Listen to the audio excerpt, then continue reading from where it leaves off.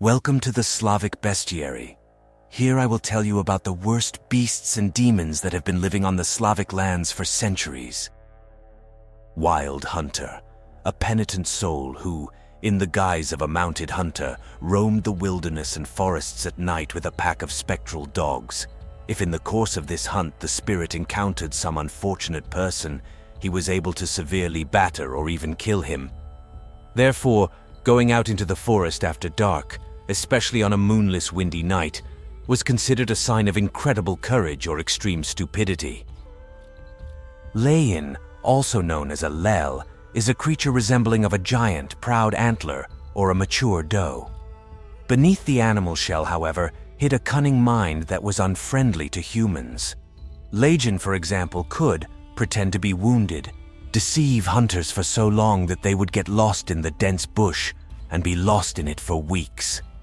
Sometimes the creature pretended to be drowning in the swamp, and when someone tried to pull it out of there, it would fall into the bottomless mud itself. When tricks failed, the Lejin used brute force. He attacked the victim with hooves and horns, while laughing in a human voice and shouting loudly. He did not even spare defenseless children picking berries or blackberries, chasing them out of the forest. Płamęta are small domestic creatures usually hiding under the brooms. The naked, mangled body topped with a disproportionately large head, sparse hair, small hooves instead of feet, and a wide smile. All this gave them a comical appearance, which was completely in keeping with their character. This is because the Płamętas loved all kinds of mischief. They interfered with household chores, knocked over appliances, spilled milk, and set the feet of the household members. They appeared in clusters, so their innocent pranks over time became very troublesome. Czetlice were finally chased out of the house by vigorously waving the broom they inhabited while making the sign of the cross. Czetlice are both beautiful and cruel creatures that inhabit the sea depths. They were ruled by Queen Hurata, a virgin with a heart as cold as the water in the Baltic Sea. Every year, the Kashubian fishermen sacrificed one fish of each species to appease the wrath of the queen.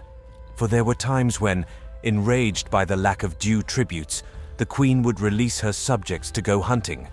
Czetlice would emerge from the depths, lured by the cries of fishermen or sailors working at sea. They would approach boats and ships, singing strange, mesmerizing songs, from which young boys stirred their wits and their blood started boiling. The songs did not have an exaggeratedly deep message and sounded more or less like this. "O fishermen beautiful, young abandon your nets, come to the boat with us eternal dances. Our song will sweeten your worry." However, the text was not the point here after all. Seeing overboard a beautiful half-naked maiden with long hair, snow-white skin, and a tight outfit of fish scales, the men out of desire threw themselves directly into the water. The chill of the waves by no means cooled their ardor, and the caresses of the sea maidens only fueled the victims. Finally, the stunned youngsters whispered that they didn't want to return to land anymore. Then the sweet embrace of slender female arms turned into the grip of a bear, breaking the ribs and choking the last breath out of the victim. Dragged underwater, the naive man learned that not every wish should come true, especially the one whispered in a moment of passion. Popławnik was a spirit inhabiting treacherous muds and dangerous swamps. He sent a fog thick as milk, in which even the most experienced wanderer lost his way.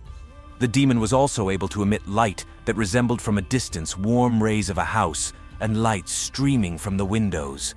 Confused by this sight, travelers walked straight into the creature's realm.